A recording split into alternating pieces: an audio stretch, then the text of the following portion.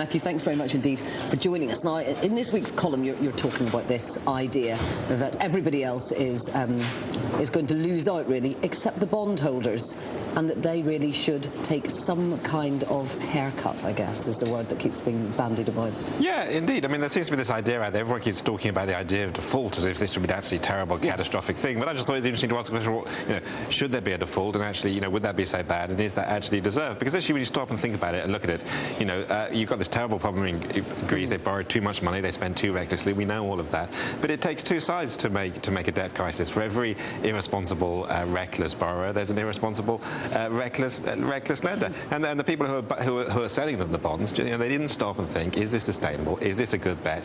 Are these, is this economy generating enough wealth to repay us in the future? They just thought, this is easy money. We get a percentage point more than we get on German bonds, and it's got exactly the same risk profile. So they hopped on board a gravy train, and they got it wrong. So effectively, if there's never any chance of defaulting, there really isn't very much point in an investor bothering to invest in a solid German bond when they could go to a much riskier bond, earn some more money, and in fact, when I say riskier, it's not risky at all if there's no chance of default, right? No, I mean, absolutely. If there's zero chance of default, there's absolutely no difference between a German bond and a Greek bond or a Portuguese bond or a Spanish bond. You just go out and buy the one with the best yield. And I think when they launched the euro, they were hoping that would happen. They said quite explicitly that one of their objectives was to sort of narrow the rate differentials within the whole euro area. But the truth is, there is a risk because the ECB doesn't just print money, and the Greek government can't just create more money out of thin air to pay these things. You actually have to look at it. It has to work much more like the corporate bond market. If you buy a bond in Vodafone or HSBC, you actually have to look at the company, say, is this a good company? What are their earnings going forward? Can they pay it back? And make a decision. And you have to take a risk and take a view. In this case, they ignored that. They ignored the fundamentals. If they lose money, that's just tough. And no one forced them to buy Greek debt.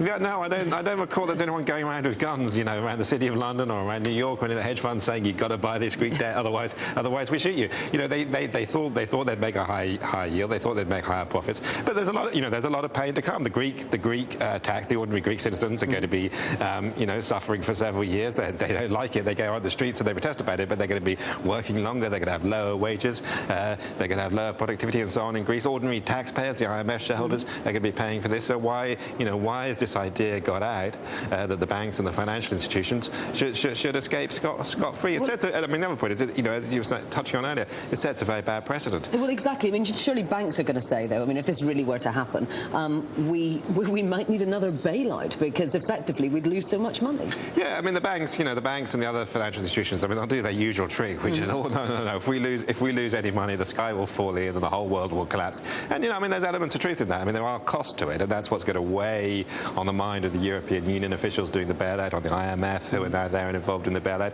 They've got two problems if they enforce some losses on the bondholders. One, Greek, Portuguese bonds, and we've already seen yields soaring on those. But people thought that euro area debts were guaranteed. If they say they're not, you might lose money. Then Portugal, Greece debt becomes much more expensive, and also the banks may lose money. Maybe another round of the credit crunch. So those are considerations, and those things are worth worrying about. It would teach us all a lesson. It would teach them all a lesson, and it would teach them in future to be much more careful. And they were disciplined earlier in the process. If you go back and think about it, the bondholders could have said 3 years ago, when times were much better, actually, to the Greek government, we're not going to give you all this money. Yes. You can't run these kind of deficits, these kind of unsustainable deficits during a boom. That would have been a good point to make. Thank you very much indeed, Matthew.